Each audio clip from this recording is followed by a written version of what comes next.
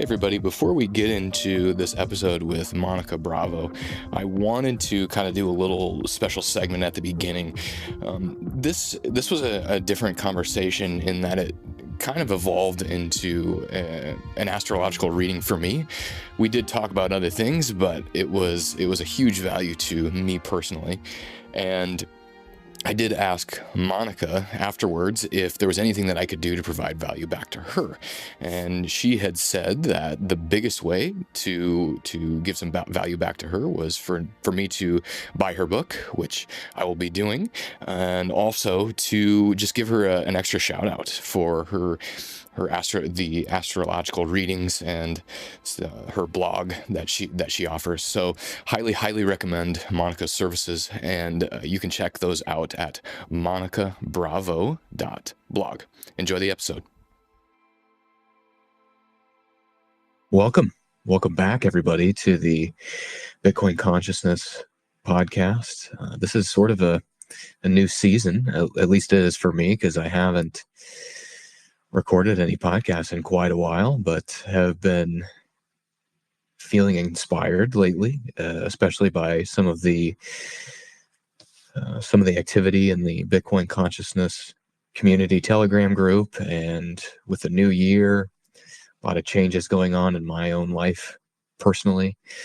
So I'm really excited to be recording an episode, the first one in a while. And the guest today is Monika Bravo, and I'm sure a lot of you are very familiar with her because she was recently on the What is Money show with Robert Breedlove, and was super fascinated with that conversation, and almost had some patterns of not feeling worthy. Didn't feel like I was up there enough to be able to have a good conversation with you. It was really enjoyable and super interesting. So really excited to be able to have that space here with you for my own person to explore. So thanks for coming on. How are you? Oh, thank you so much. It's a beautiful introduction. And don't you ever say that you're not worthy. I am very grateful that you open up this space, and I'm here just to serve. And I have to say, part of the things that I want to talk about today is how important your generation is to me personally. I feel that I was born a long time ago, 60 years old, but I was kind of waiting for years until your generation would actually start waking up.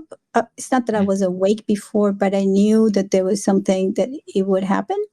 And I'm so attentive and so grateful to be connecting with your generation, because you came here prepared for what is unfolding.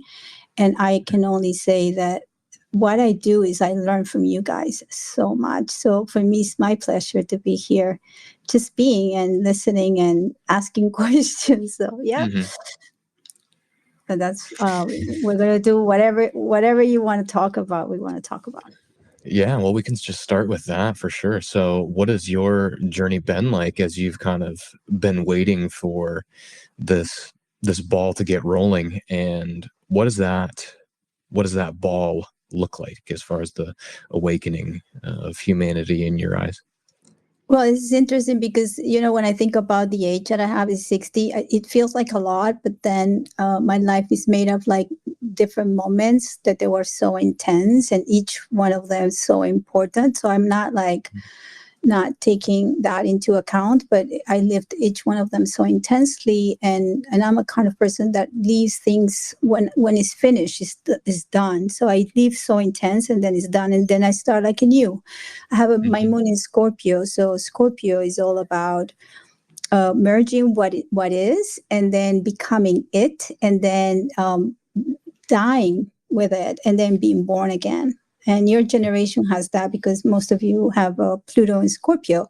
So that's one way I connect with your generation. But for me, until I was 20, I grew up in Colombia, Bogota, Colombia, and my father died when I was 8. So that really changed my life completely, because I spent a lot of time after his death, sudden death. He went to buy a pack of cigarettes. He never came back. He had an accident.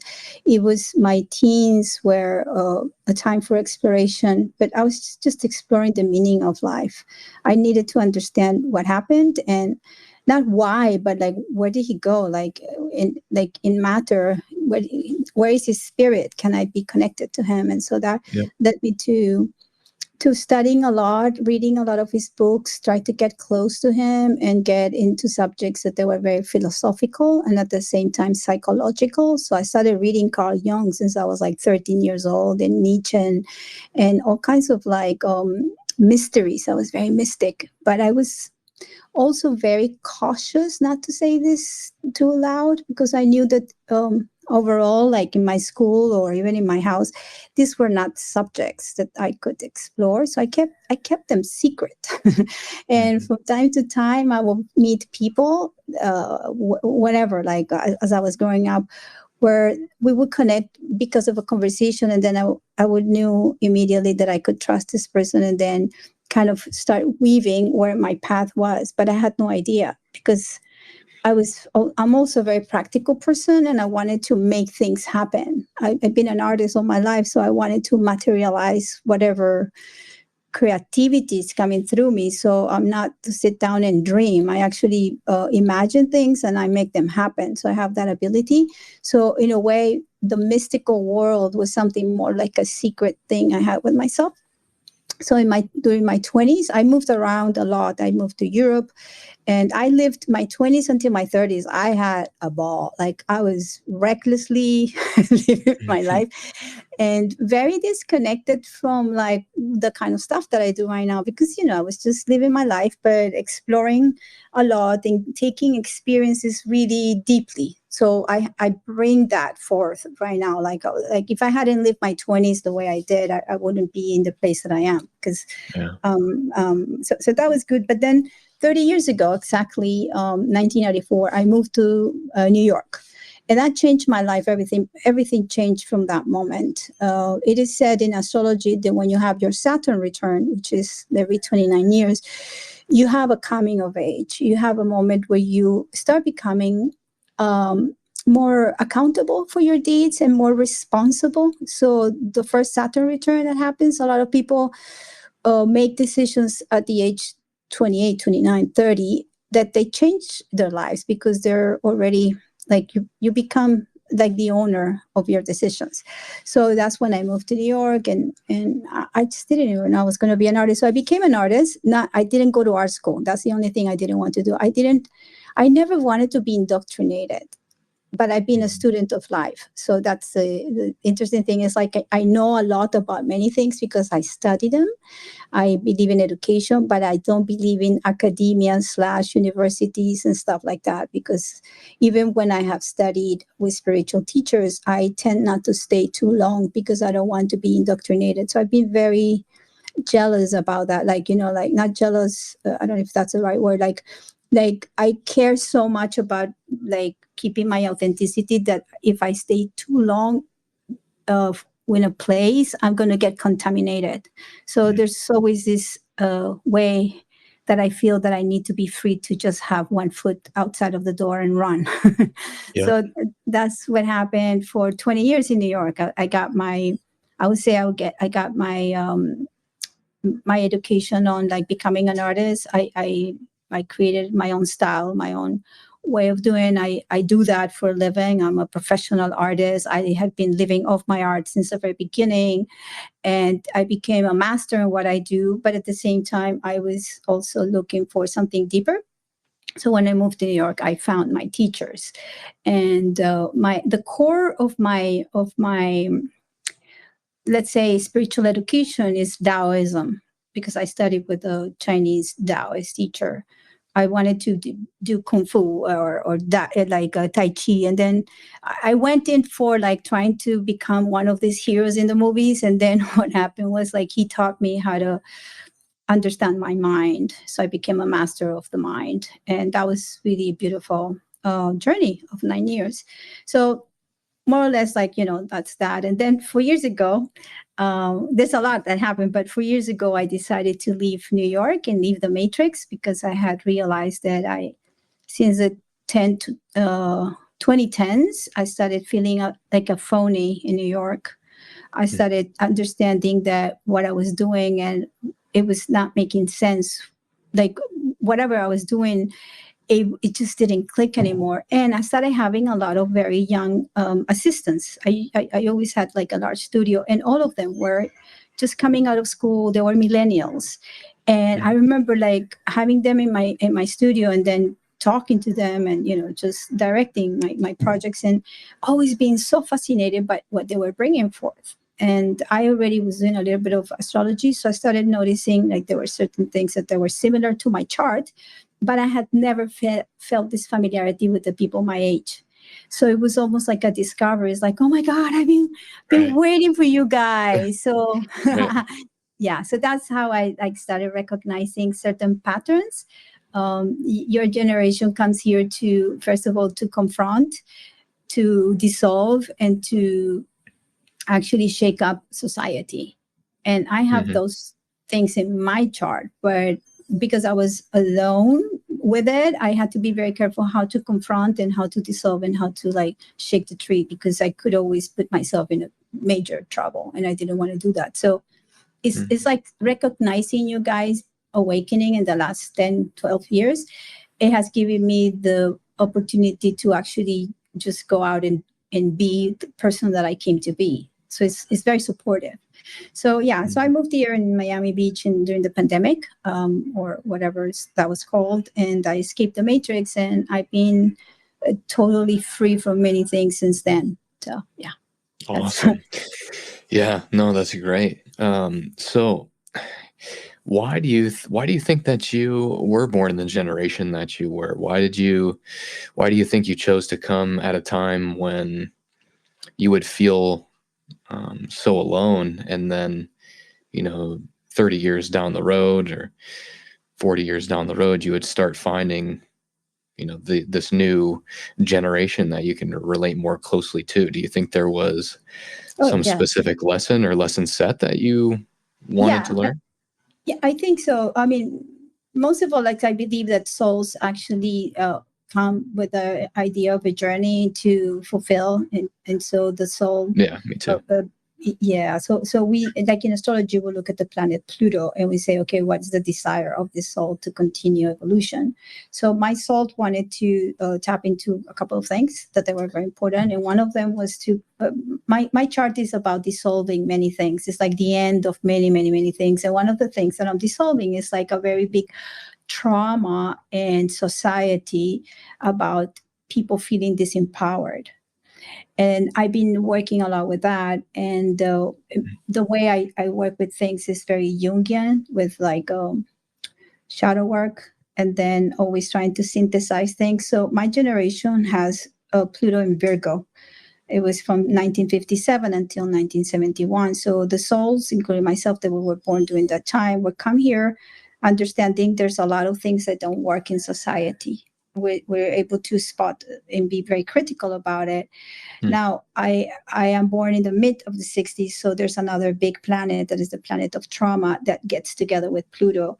And this planet is saying, well, things are not working, so we have to actually shake the tree and we have to liberate this. And the way we're going to liberate, or like this, my soul, is through actually opening new roads and not being afraid of being upfront and doing it. So I have a chart that right now I understand it, but it's very courageous. I want to always open new roads. I have zero fear about confronting big stuff. I made a lot of decisions in my life so I could be free. So one of them was not having children, although I adore children and pets and all that. But I knew that this lifetime, I was not supposed to take care of anybody other than myself, because my message is here to support people to empower themselves. And what does it mean to be powerful? It means that you can understand what your needs are. So then you make the best choices in your life based on your needs. So you're not, you can have leverage in everything you do. And that also includes money, includes all kinds of like codependencies in relationships. So you can be free if you know what you need. But if you don't know what you need and you have no options, you will always be subjugated by somebody else that has influence on you. So it took me a while to realize that. And in my life, the place where I was disempowered was in intimate relationships. So that was interesting. It was when I got married and I started living with my ex-husband. And then years later, I felt I was not free. That's when I realized, oh boy, this is the way I have to learn to become free. So it became a journey in itself. So we all have a journey that we have to discover. Where do we come disempowered and where are we going to give value to what we need? Yeah, the needs assessment is I think a very, very powerful and interesting one, because how is it that we know what we actually quote unquote need, you know? In the astrological chart is easy. Like I can look at your chart right now and ask you a couple of things to see if this makes sense. So Sure. you are from the generation with Pluto in Scorpio, so you already are like double looking to merge with something that is so powerful, because your generation feels disempowered in relationships to evolution. That's why, for instance, I think that Bitcoin really works very well with Bitcoiners, because the people who actually feel connected to the frequency of Bitcoin, they know that it is through connecting completely, becoming one with it, is the way they're going to evolve. Now, there's also a possibility, because we have free will, that it's so powerful what we feel that we want to run away against it. So that's like we're not going towards evolving, because evolving means confrontation. It means changing perspectives. It means being courageous, because fear is there. It's the fear of. So in your chart, it's in the second house, which is the house of the needs. And this is interesting because in a way, for you, financial security is something that is important. Right. I ask. Yeah. And Absolutely. it is there because the second house, when I say the needs, is and it's second house Taurus and the planet Venus, when it's in relationship to Taurus, is like, okay, so I'm here all alone and I need to eat and I need to sleep. So those are two things that we will cover for sure if we want to survive. Now, a few days pass by and you have your food and you have your shelter. So then eventually you start accumulating and making sure that you're going to have not just for today or tomorrow, but the next month and probably, hopefully next year. And then you can start using those resources to be tranquil, like you are okay with it. So then you can start thriving and creating. So for any human being to thrive, it cannot be in a situation of scarcity, because that scarcity gives you fear and you cannot create when you're in a state of survival mode. Nobody can create in survival mode.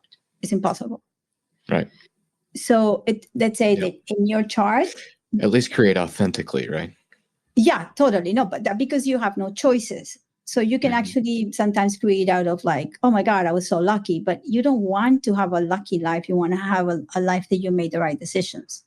Yeah. I always say that there's no good or bad luck. There are good and bad decisions, because you want to be able to have a methodology of what you do, you know?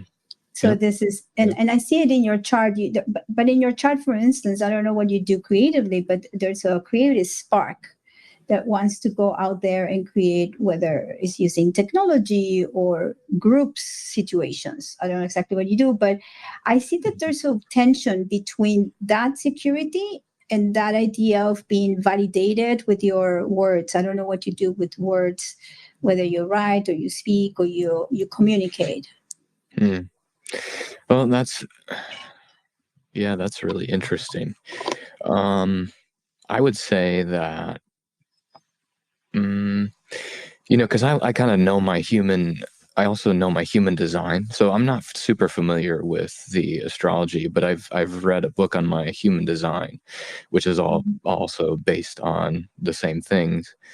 And my type is that I'm a projector, which Yeah, which means I see the world very similarly to you and probably a lot of other millennials, which is you can see all of the insanity and all of the ways that it can be Hmm. improved. And so, especially for me,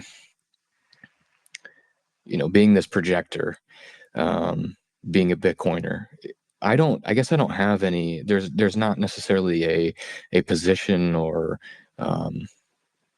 actually, my job now, and that's the big change in my life, is I'm at home with my 3 children full time Wow. now. So Okay. yeah, so I'm their, I guess I'm And their how does guide it and their, feel?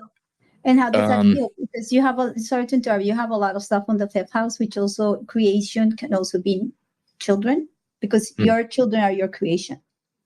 mm, yeah. Um, the right now it's really, really, really intense. I have a lot of expectations. There was a lot of resistance getting to this point from everybody around me, and I do my best to clear some of those and understand that those are just projections, Yeah. really coming from within. But there is still so much, like, what I feel to be external pressure guiding my behavior throughout the day, not feeling like I'm doing enough for the children, teaching them enough, you know, having Can I ask enough. you? Yeah, go Sorry. ahead. Can I ask you something? Because I hear you I- speaking and I'm looking at your chart. So was your childhood a little bit in between disorganized and the structure was a little bit off? I mean, tell me a little bit about your childhood. oh yeah. So as far as the structure, my parents got divorced when I was Mm, 16. okay. So that might be what I guess you're seeing there. And I'm seeing this as I'm seeing was there any issue with boundaries, or you created your own boundaries, like putting like a wall into your Mhm. feelings? Hmm. Are your feelings crystallized? Like when you put like sheets of like one on top of the other because you want to protect it. So that I see something that you're kind of protecting, Hmm. some feelings or emotions or something that probably still there, and it will need, and you've been doing a lot of work on that, by the way, in the last I would say since 2015 or something like that. You've been working a lot on what Interesting. is to be home. Yeah, Yeah, yeah, there's a transformation. So whatever for it sure. might be that you're not feeling like that anymore, but you have worked a lot out of like things happening that you had to deal with that because Pluto was going through those planets. So Pluto's Hmm. been transforming your home situation. Fascinating. Yeah, because right around that 2015, um, that's crazy. Because right around that 2015, early 2015 for me, there was a big like career shift, Mhm. and it really became about finding fulfillment. I was kind of forcibly pushed out of the very, very fiat kind of minded career path. And I ended up taking a job that I was much more excited about than maybe what was expected of me. Okay. Um, and yeah, Yeah. so really from that point on, it just, yeah, it's continuing to be a journey of bouncing from one attempt to find fulfillment to the next. But the interesting thing is this, I like what you're saying because you're aware, obviously, if you're a Bitcoiner, you're aware of the fiat. And the fiat, the representation of fiat is this world that we were told that it was perfect. And you see, like Yes. I'm older, and so I woke up later in my life, and then I'm like starting pulling the thread, and I go like, oh my God, everything is fake because I keep on Right. pulling it. And I go, Right. what? It's not just fake Everything. like 5 years ago, then 10 years ago, then 200 years ago. It's like, Yeah. so Everything. Yeah. everything. So the Mind whole boggling. reality is like that. So interesting enough, is like we already know that the meaning of fiat, like we can say that the reality that is fake, we can put it in 4 letters, fiat.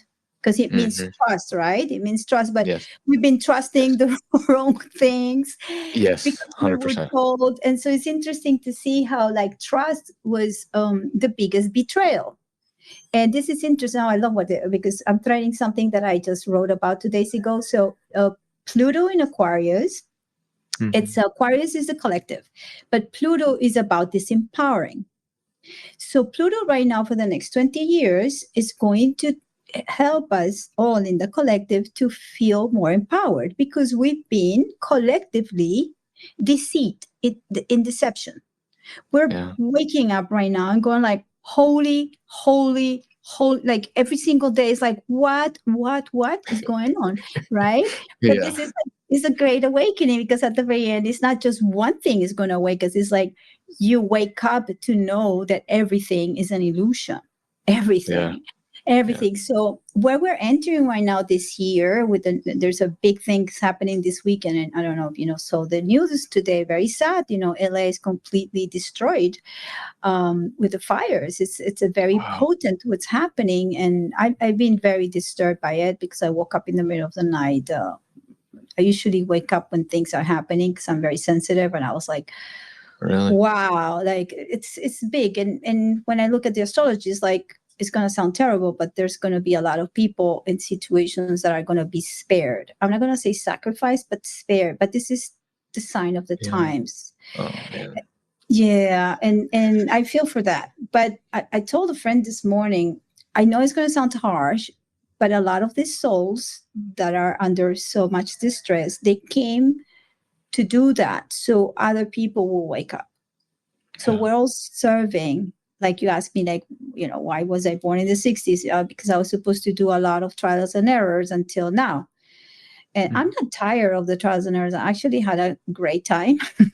But Yeah. now it's like, okay, guys, let's get this thing going. So I feel that I was looking for a purpose that will fulfill me completely. And don't get me wrong, my art is very fulfilling, but it was the way things were done in New York were not fulfilling me anymore because I Mhm. really could see through the BS that one had to like play. Like it was all Mhm. like playing personas and playing these games that I was like, this is a game. I don't like this. So I prayed. I do a lot of meditations and I prayed to really show me the way to be of service 100%. And so I can fulfill this life in the way that I need to evolve, like fully. It like just I don't want to kid around. I actually want to do it. So that's when I started receiving a lot of information. One of them was to move to Miami. That was a given prompt during a meditation. I heard a voice saying, you have to get out of New York. This is the middle of the pandemic around May, very beginning, and you have Mhm. 3 weeks to move. And I remember Oh I wow. wake up and I'm like, where should I go? Well, you can Yeah. go to Miami. And I said, but I don't want to drive. I hate driving. I hadn't been driving for years, and I actually don't care about cars and insurances and Well, parking. Miami is one of the worst places to drive.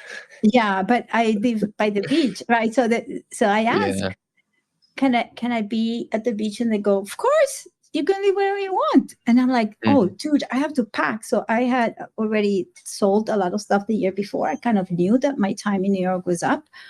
And so within 3 weeks, I was here, and it was fantastic to arrive during the, whatever pandemic, and Mhm. devote myself to many things that I hadn't had the time to do when I was in New York. Like I was just, a grifter. You just have to hustle all the time.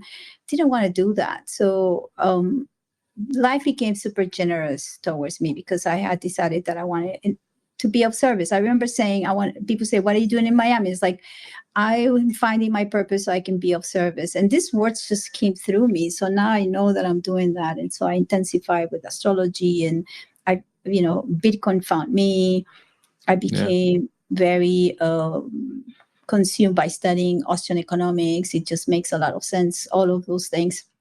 And so I just wanted to walk the walk and talk the talk. And so that's what I've been doing. So it's a very powerful moment in life right now that we have. Yeah. Oh, that's really awesome. I'm really curious, at what point in your life did your inner abilities really begin opening up. And the reason that I ask that is because I have a very strong personal interest in this happening for me. And I've actually recently grown to appreciate um, the fact that I really haven't had these kind of inner experiences that other people talk about with, speaking to guides or extraterrestrials, or, having like a really strong any inner senses. Some people Yeah. have inner smell, inner sight, all these things. And I've grown to appreciate being shut off from them, Mhm. or not having them figured out necessarily how to activate them, because it's the anticipation of them that is actually pretty cool. Because the place that we Mhm. all come from, we have everything, right? Everything is But there you all have at it. once. You have it. Right.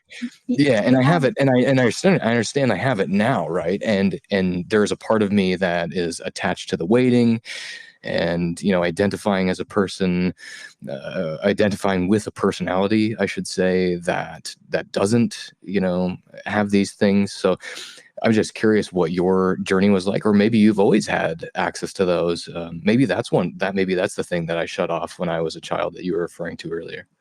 maybe, but so I'm going to say two things before I go to me. So I look at your chart in human design. We look at the spleen to see where your instincts, because the Hmm. instinct is, and I wrote about this morning. I write every day when I get like a lot of information. So the instincts it's something that the body needs, and our creator gave us the instincts so actually we can navigate in this material life, but we kind of don't take care of them. So for instance, you have the 18 channel or gate connected to the 58. So you're one of the ways for you to understand, like to connect with that realm that you're talking about, is through sight.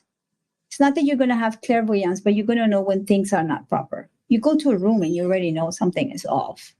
So Hmm. it's about like shaping those things and trusting them. You also have you have a beautiful channel, the 4323. So you do get a lot of insights. You just don't know that those insights are the connection to the divine. Right. Right. You're probably Yeah. waiting to see things. Oh, I didn't see the UFO. Well, who cares if you don't see it? To be honest, better not to see too much, you know? It's Yeah. just trusting what you see. So I'll tell you, like, since I was little, I Yeah. didn't see things like per se that I could make a drawing, like remote viewing. No, but I could sense things. Like my intuition was always so incredible, and I have an incredible sense of smell, and I can smell bullshit. You know, like when people say something, I go like, "That's not true," and they go, "How do you know?" Right. I'm like, "I know you're lying." I remember when I was in school, people were like, who are you? And I was like, I am myself. Like I was very arrogant about it because most of the times when I would say stuff, people were like, where do you get that from? And I said, I don't know. It just comes through me. And I never doubted. Now, when I realized that I had those kind of like connection to, let's say that I have three guys, the three old men in my head. And then I realized, is that my consciousness? I had them, and I have an incredible imagination. So when I was little, I would just hear this. It's not the voices; they were not speaking to me. There was this intuition. So I Mhm. started imagining that there were these guys who were whispering. So I would talk to them. I said, "Hey, I didn't do the homework, so we're going to go to school right now, and I need you to tell me something."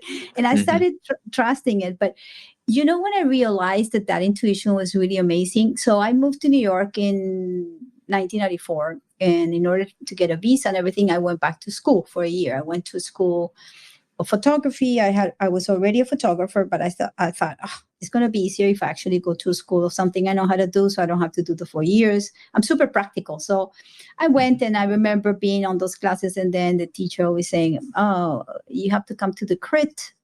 People put the stuff up and you have to kind of say something. And I was like, oh, how boring to be criticizing people. I was not of that kind. But I remember a few months passed by, and the teacher, his name was Robert, he's like, aren't you going to participate? And I was like, all right, what should I say? Because I just didn't know what to say. He says, well, whatever you're seeing or you're looking at. And I swear to you that I started, like, I looked at the stuff. Let's say that you're putting some pictures on the wall.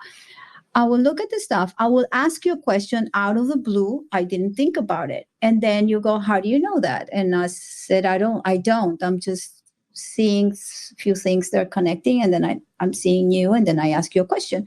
And it was usually something that it was more emotional. I'm really good at tapping emotional parts because I'm very emotional person. And that's where my heightened sensitivity is. I have hypersensitivity with emotions. I can sense other people's moods and stuff like that. So I remember I started saying things and people were so interested. It's like, how did you know that? And I would say, I have no idea. I don't know anything. I'm just asking you out of the blue. So then I started realizing, this is interesting. This is actually something that I have since I'm little, but I didn't put any light to it because I just didn't know that it had a purpose. So I started noticing that. And at the same time, I started meditating because I started going to this Tai Chi teacher, and he will make me meditate and be very much in touch with my own self. I stopped also drinking and doing any substances because I didn't want to interfere. I wanted to make sure that the truth that is coming through me is not contaminated. Yep. And alcohol, weed, and believe me, I like all of it. I always loved things, but then I thought I actually want to have a potential to be very close to source. And if I have hallucinations in between, I just want to make sure that I know what I'm bringing forth is something that is more clear and more pure.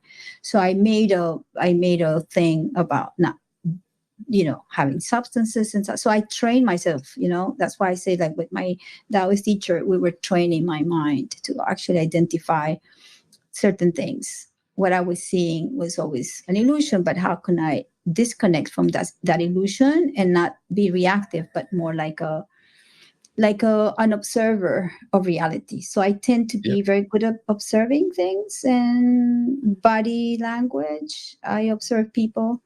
I ask questions, and then it's not that I come up with conclusions, but it kind of feeds me a little bit so I can have a conversation. And so, so that came very apparent when, like, 30 years ago. And then I had to work it out with meditation and Tai Chi and all that. So I don't know. I ask you, do you meditate? Like, what is your practice to connect to yourself? Do you see those things are expanding? Yeah. Oh, yeah. In fact, so there are two interesting things on site. Number one is my physical three-dimensional eyesight is really, really poor. I have to have a really strong prescription in order to see. Oh, wow.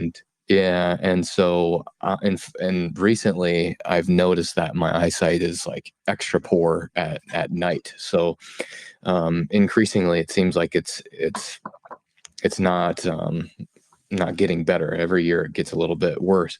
But actually, as I was just meditating before our call, I was having some of these, I would call them inner visions, and basically I was seeing things very, very clearly in my mind as though I was seeing them right in front of me.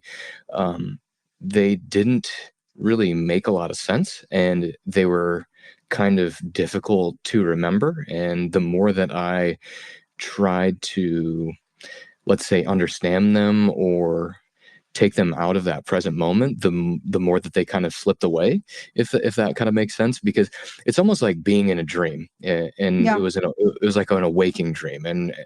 But when you wake up from an actual dream, you look back and you try to remember it, but it's just, in the dream itself, it's like, oh yeah, it's so real. But then when you wake up and you try to relive it, it just slips away. And that's what I can equate it to. And really up until pretty recently, because these inner visions have been growing in the past, I would say maybe month or two. They have been, I've only accessed them basically through a meditative state that is so deep that I'm basically sleeping. And when I come out of that meditation, I'm like somewhat aware that it was like sleep, but not fully asleep, because I come out of the meditation and I'm like, yeah, I know I was meditating. But I also remember absolutely nothing. It was just gone like that. So it's definitely improving, but But you have this incredible channel as part of your design and human design. 43, 23, one is in the ashna, 43, and the other one is in the throat. So the throat is giving you the clarity, so to synthesize your knowledge. So you got to trust it. And this is super important. And we were talking about trust in fiat, right? So we have to move the trust we have on others and in institutions into our own inner body. Right. So if you, yes, for instance, this is the struggle for me. yeah, but for instance, and I don't want you to go blind, but there's a representation of the idea that you cannot really see clearly right now. That doesn't mean at all. Then we'll talk a little bit about some meditations that could actually support you in that. That you cannot actually start trusting your inner vision until you completely trust it in a way that the sight is going to come back.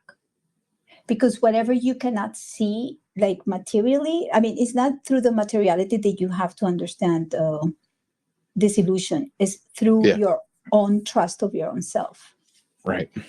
Does that make sense? Yeah.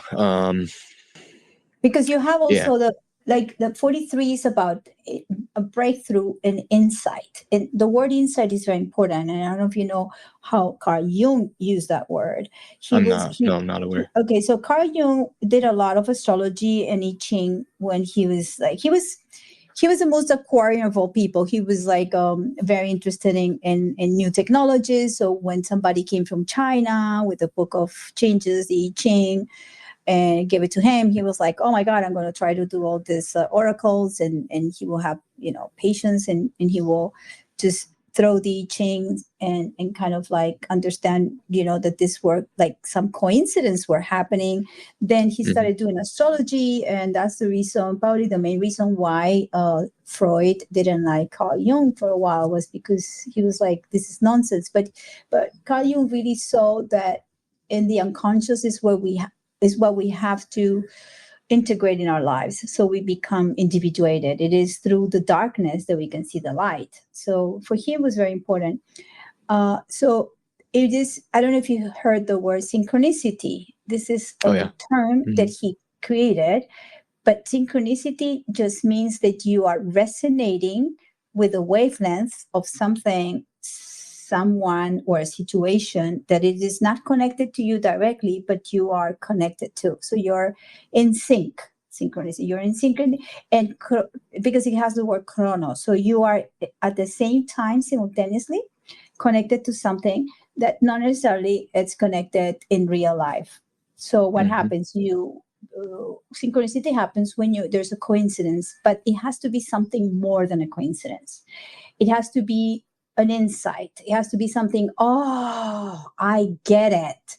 That's what synchronicity is, when you're two things that have no relationship to one thing and the other get connected through something that you see that it was not there.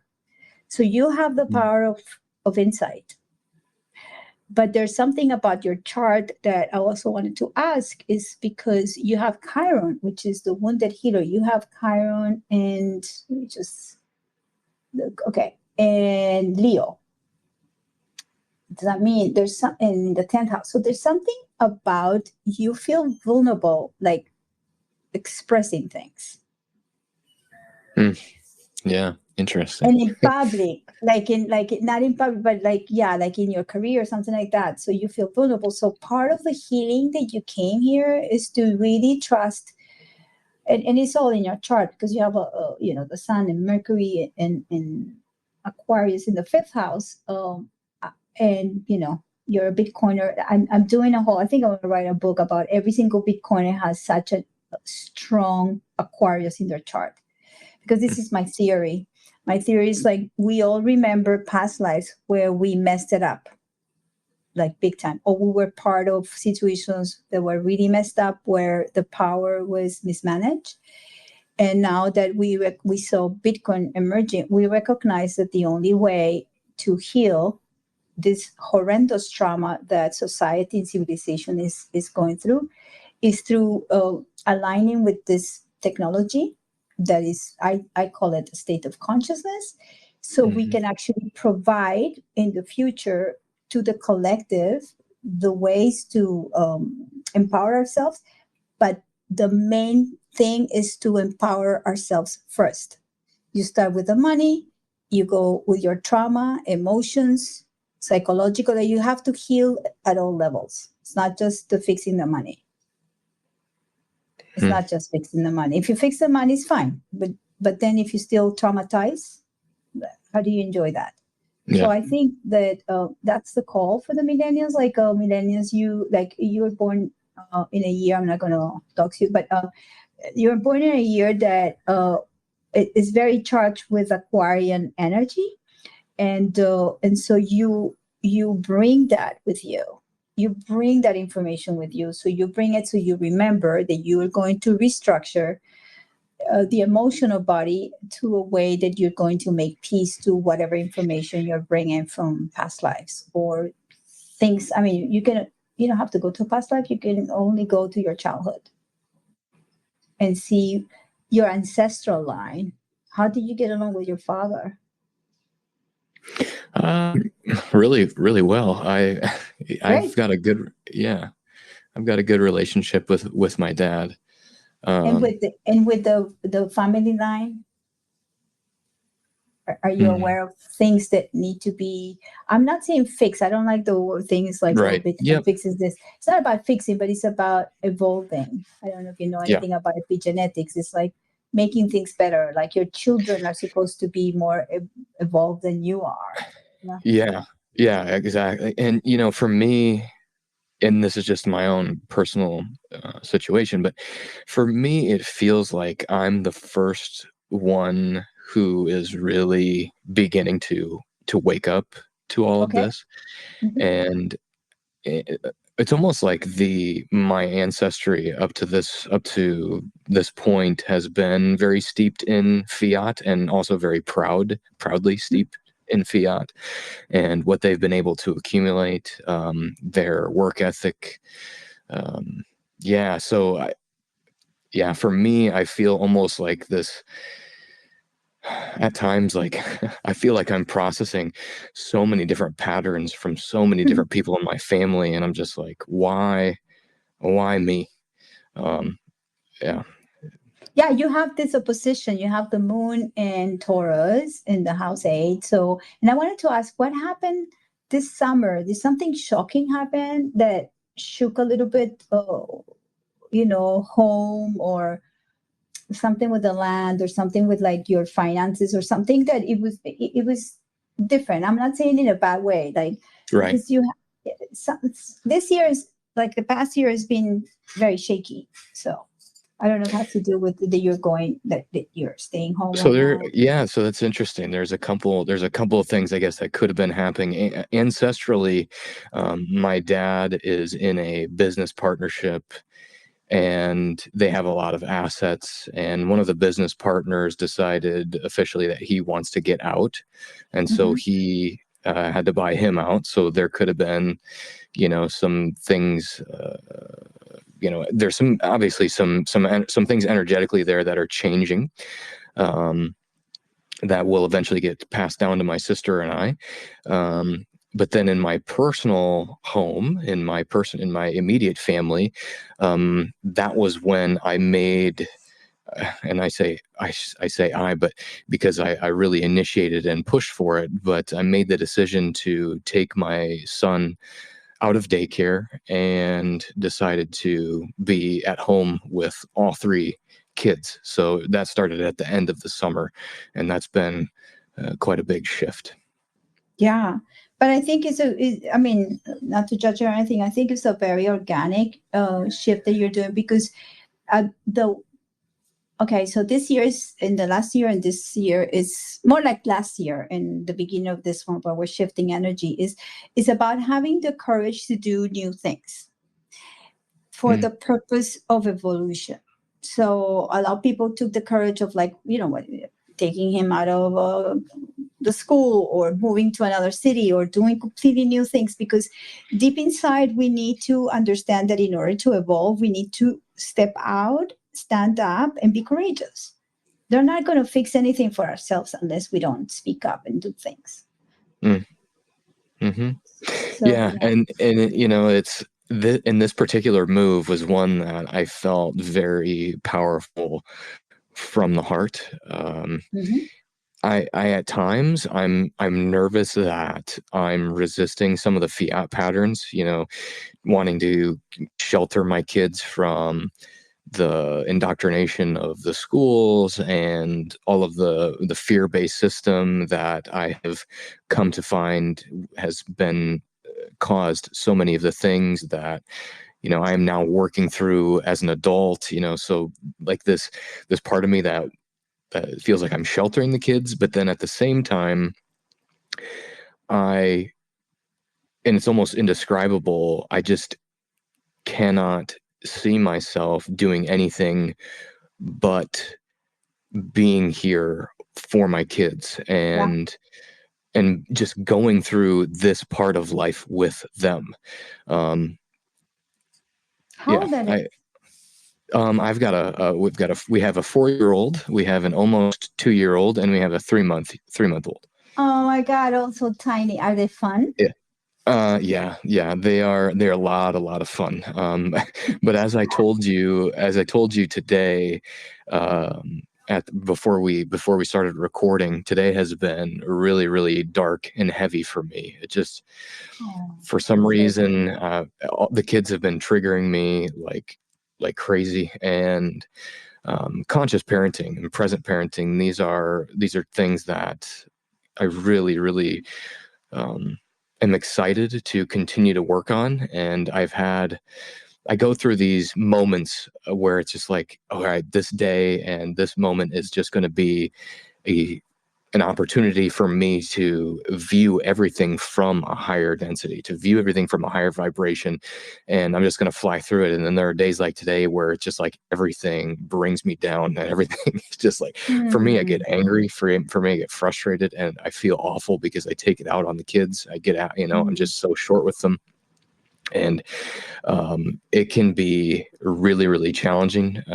But I also know that this is written in the stars too. This is just what we have to go through. And I think that if we can do this together with as much awareness, and for me, especially as a father, to go through it with humility with them and say, Hmm. I'm going to be better. I will be better for you.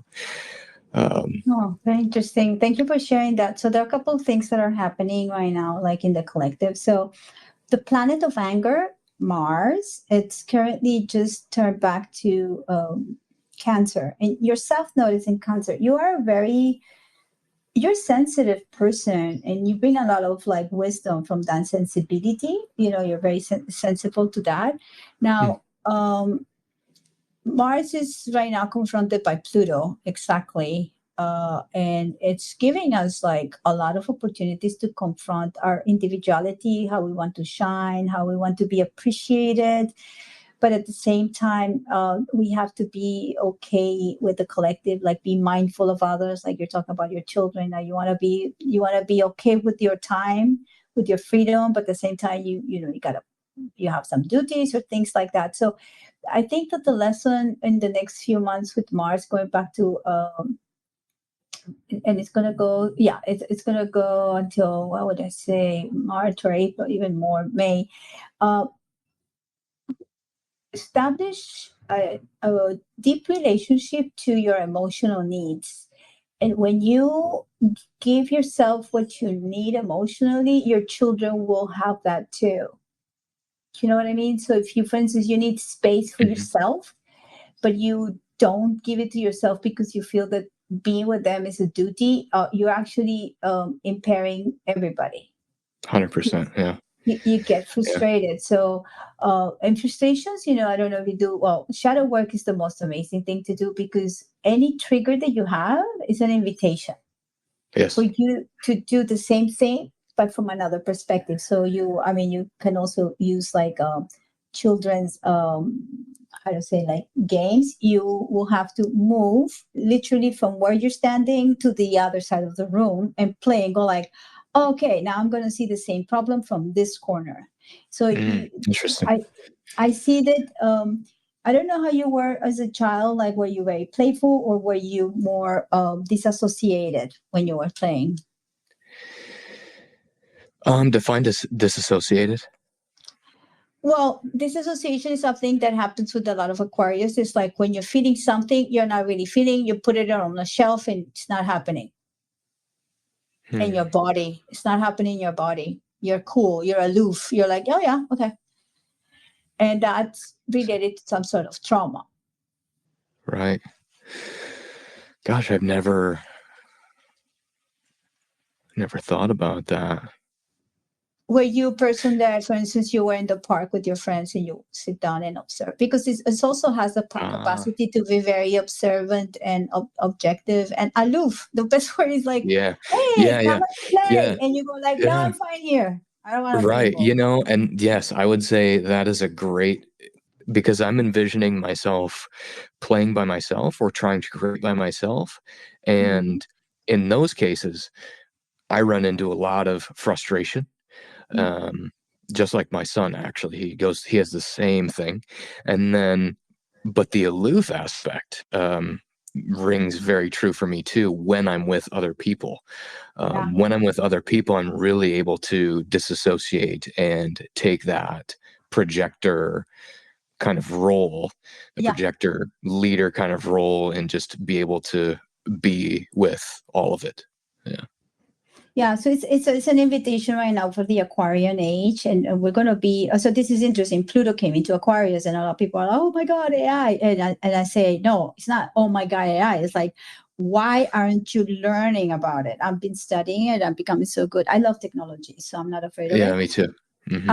I'm like, I'm taking these classes. I'm probably the oldest in the class. The teachers love me because I'm like, I've done so many things in my life that for me, this is like, oh, I solved it like this. And so Right. I bring my experience to that. And one of the things is like, people are shit scared because of AI. And I'm like, okay, what is the worst thing that could happen? Oh, we're not going to be with a job. It's like, that's not true. As long as you understand that your humanity, it's on top of technology because you're a sentient being. And yes, you can have machines made that come against you, but instead of like being afraid and disassociating from the fact that this is happening, the invitation is to go and face that fear and say, well, what's the worst thing that can happen if I take a class? I mean, you don't have to pay somebody. You can actually just do it online. There's so many people doing it. So it's the invitation to say, for instance, if you are, like, for instance, when you become aloof and disconnected, the question should be, am I disconnected because I need that space for myself, or actually I don't want to deal with it? Because there are two kinds of things. It's like, Right. is this situation putting me in a situation that I don't want to confront? And if that's a yes, you say, well, maybe, I should get support or do some exercises. I like to do a lot of exercises that are related to the body, like breath work. I do a lot of humming. Believe it or not, one of the most soothing things in the world is to hum. I don't know if you ever done any humming. Oh, yeah. Yeah. So when you feel like you're disconnected to your children, or you're frustrated rather with the children, just doing humming will bring you back to earth, will bring you back to the body. It will not allow you to be aloof and disconnected. That's one thing. I don't know if you know the work of Gabor Mate. I have 2 of his books on my reading list, but I haven't started them yet. Okay, I recommend you that.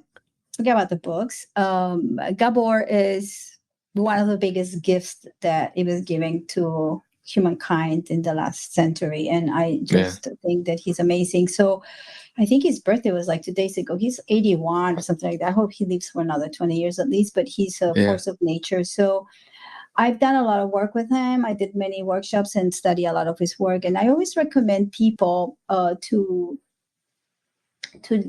watch his movie documentary. And what's the name of it? The Wisdom of Trauma. Okay. And you go online, thewisdomoftrauma.com. You pay a small donation. You watch the film. I think you have 48 hours to watch it.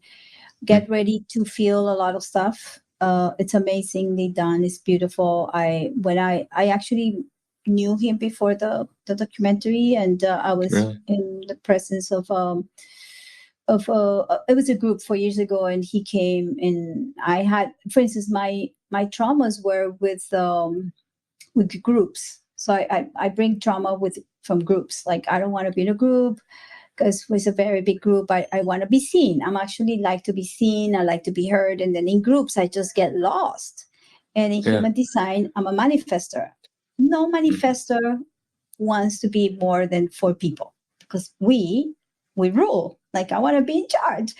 Not that I really want to, but I mean, I have this. Is that because when you, sorry to interrupt, is that because when you shift into a larger group, then the group kind of overpowers your ability to Yes, manifest? absolutely. Yeah, yeah, and I don't have any impact, so I tend to have groups of only pentas, like 5. Like I do a lot of study groups, and I never invite more than 5 people. And if you invite me to a big thing, I'm like, I'm not gonna. I will go, but kind of that's when I disassociate. I'm like turning myself off, and I go autopilot. Yep. So, but I know myself right now, so it's interesting because I'm aware of my being manifestor, and for people who are listening that don't know, it's like we're talking about auras. Like you are a projector and I'm a manifestor. It means that the energy that you have people wanting to invite you to speak or say something with the ability that you have to project things. So your vision is very much about focus on things that they don't work and stuff. So you need to be invited to do that. Right. Yes. So, The invitation part. Yeah. yeah. Yeah. The invitation part is something that I'm very aware of too. Yeah. And I have an aura that is very different. I am a manifestor or initiator. I like that word better.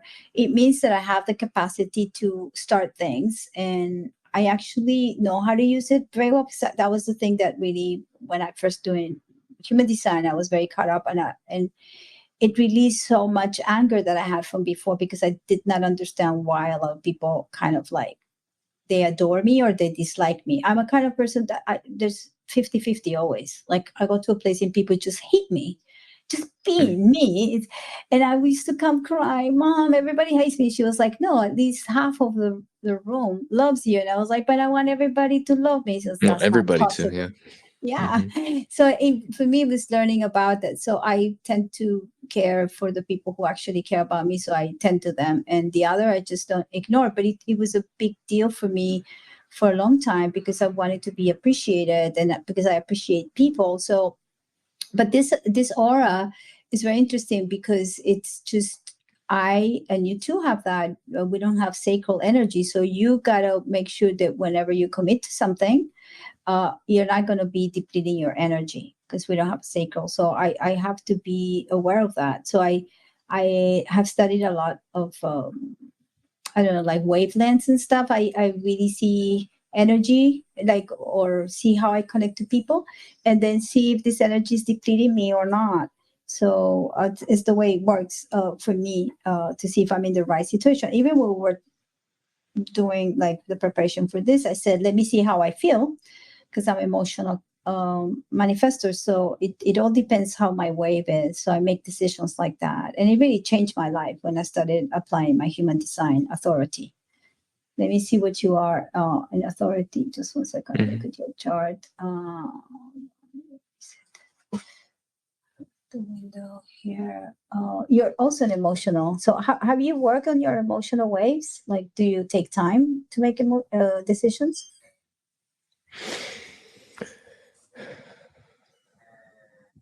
The emotions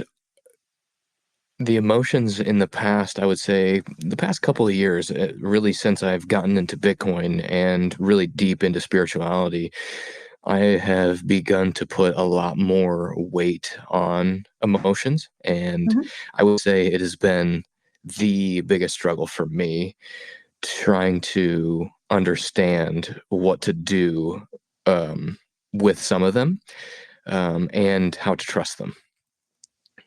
You're very moody at times. Yes, 100%. Yeah, I've actually judged myself quite a bit about that. And it's interesting because when I get really grumpy, I almost don't I could leave it. I could leave it faster, but I tell myself that it will freak people out how quickly I could come out of being grumpy, because then I won't be predictable. So here's the thing: you have two gates that are not complete. So they're basically because they don't have the energy all the time. So you have 39 is a gate of provocation, and it's a very moody. It's a very moody. Oh, interesting. I just realized. Of course, uh, there's always a connection between people, right? So we're connected with those nodal axes. We have the same nodal axis, which is well, it's a point in the sky, but they're inverse. So you have the 39 too in the south node, and I have it in my north node. It's interesting. I was trying Huh, to look at your chart, and I always find things of connection. So interesting. you are here to provoke emotions, and then you're also here to create some sort of grace with this. Like you can see the suffering in the world, the suffering of people, and then just you connect to it. So it's not an advice or anything, but if you could tune, and this is a very important word, if you could tune into music or anything creative, so that anger, fear, joy, whatever is it that is very emotional that goes through you, Hmm. you can turn it into something creative. Whether you write a Mhm. poem, you sing a song, you go out and you got to do something creative with it. Yeah, Otherwise, you really injure yourself. right. Does that make sense? Interesting. Yeah, it makes sense. And the shadow that comes up for me is because my fiat life was very mathematical. I studied engineering, so very black and white. So creativity can be difficult for me because I usually like to know, or I used to like to know exactly Mhm. what it was I was trying to build Mhm. and really trying to achieve some level of perfection, you know? So I wanted to be, in other words, I wanted to be doing it right. So, you know, I could get midway through a project and be like, okay, I don't have the creative spark anymore. And now this doesn't even feel right. It doesn't feel like what I was so connected to anymore. It doesn't look right. And then I get, you know, frustrated and end up giving up on that like creative That endeavor. because you're critical, you're very critical with yourself, Hmm. so and with others. Like I don't know if you tend to judge yourself a lot in others. How are you in that department? Are you a person that can Yeah. actually be discerning or more judgmental? And this is interesting. You have Jupiter in Virgo, so it tends to be that your ideals, like you're judging so much the ideals that it's frustrating when you don't have Yeah. exactly this perfect. I wrote an article. I think I'm going to tell you what the title is. It's very funny because Hmm. it's I'm talking a lot about that energy because it's coming. Forgot. Let me 1 second and look for it. Anyway, because it would apply to your chart. The title of Yeah. it is "Why Perfection is Not an Option." Only surrendering. This is Yeah. for you. Why perfection Yep. is not an option. So it's not that life is because you've spoken about expectations a couple of times. So you have created this ideal perfection, like the ideal world that it functions. And if you say you have a mind of an engineer always seeing what's not working. So Yeah. you also have in your chart in human design you have the 18. So you're always kind of correcting things. Now there's certain things that you must allow them to be. Can I fix it? No, let it go. Can I fix Hmm. it? Yeah, shut up and do it. Hmm. That's it. That's it. That's it. And so that's surrendering. Yeah. That's really is a very big teacher. Very big teacher. Virgo, the generation like me that we see the what's not working. I also had to learn to just certain things I cannot deal with. I'm not going. I'm going to let them for the specialist, and I'm just going to let them be because otherwise we're going to suffer. The person who wants perfection will always suffer because perfection doesn't exist. It doesn't. So it's about Yeah. forgiving. It's about surrendering and forgiving that life is not perfect, but it is perfect. You know what I mean? It is perfect because Yes. it's not perfect. It's not perfect in the model that that we tend to hang on to, because that model that we hang on to is just it's just a complete construct, and it's Yeah. just completely, it's just baseless, I can understand, having models around being a good person, by trying to serve others, and being respectful, and trying to show love to others. And this is I think, one place where you'd mentioned judgment, and if I find myself um, judging others a lot, judging myself a lot, yes and yes, I think. But in particular, I feel a lot of judgment when I feel as though I'm being disrespected because Hmm. someone's not being, the word that's coming up is self-aware. So something as silly as, like, if somebody double parked in a parking Hmm. space, so they're taking up two parking spots, I'm like, okay, that person is disrespecting me because they weren't trying, to take up just one parking spot, and I judge them But for you're this. taking it personal. Exactly, So take this it is personally. interesting. I'm going to say something interesting. So people's awareness or lack of has nothing to do with you. Yeah, Nothing. yeah, correct. It's not your thing. It's like take that and throw the rock. Like it's not yours. Why did you pick it up? Their unaware, like lack of awareness, has nothing to do with you. Now, if you want to be the judge and you want to go and work in a court room and you're going to be paid, go ahead, destroy them. You know Right. what I mean?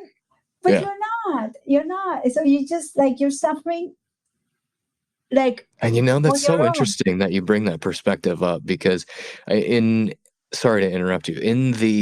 In high school, I remember learning, um what the heck, it's like in the class was business ethics, and the thing that we learned was called, like, the whole world principle or something like that. Yeah. So it basically, you look at an action and you say, if everybody in the world did this action, would it be Yeah. like a net negative for humanity, or would it be okay?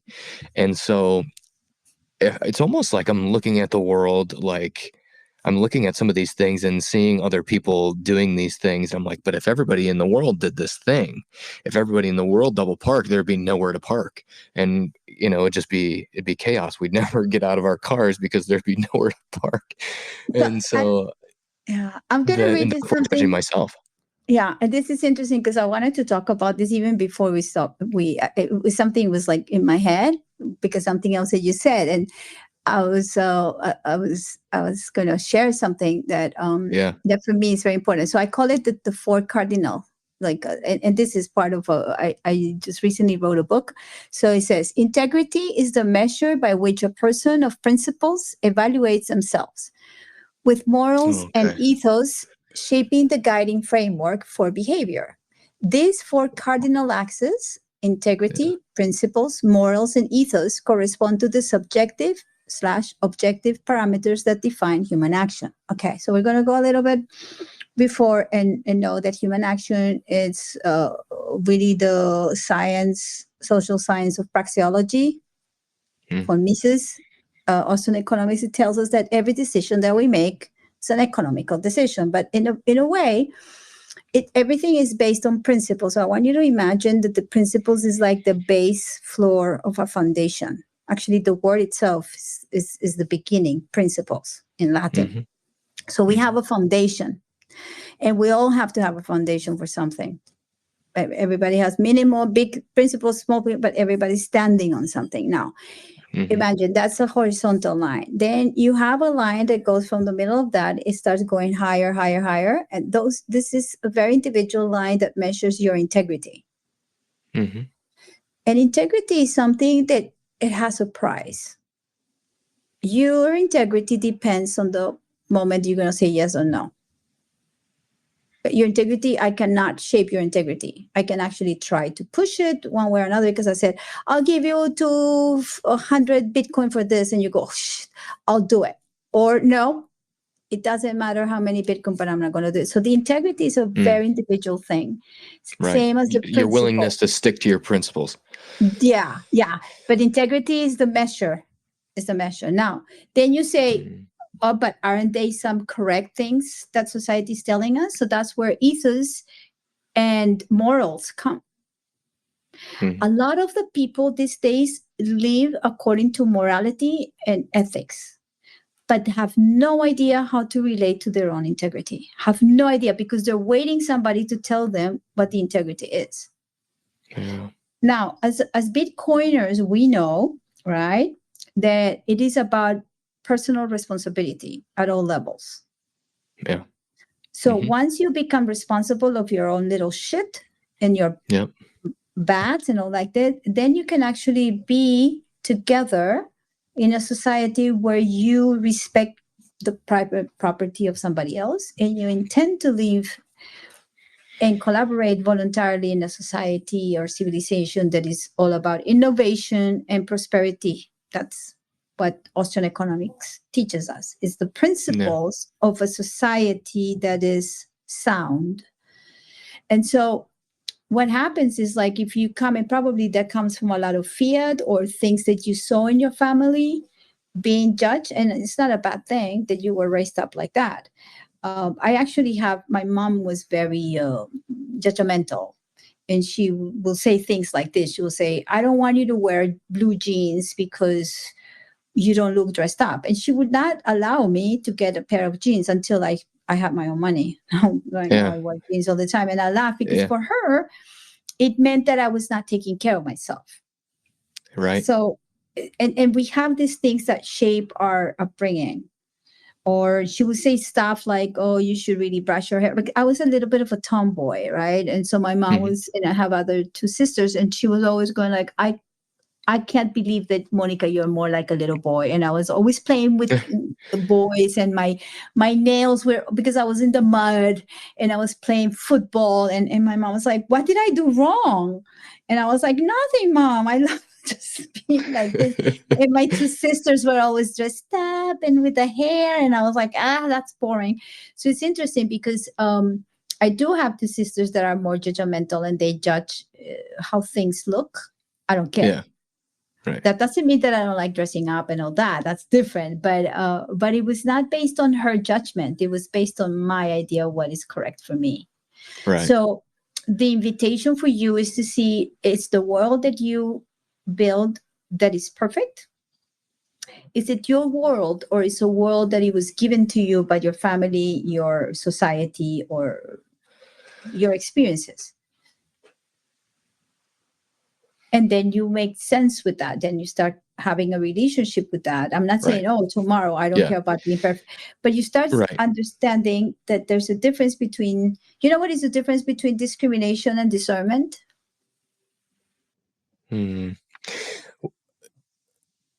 Discrimination would be derived from some kind of outside force, whether it be like you were just describing. So like a family expectation, societal expectation, some kind of stereotype. And then discernment comes from, true discernment comes from within, in a connection to your authenticity. Yeah, it makes sense. But then I'm going to add something. Discrimination is judgment.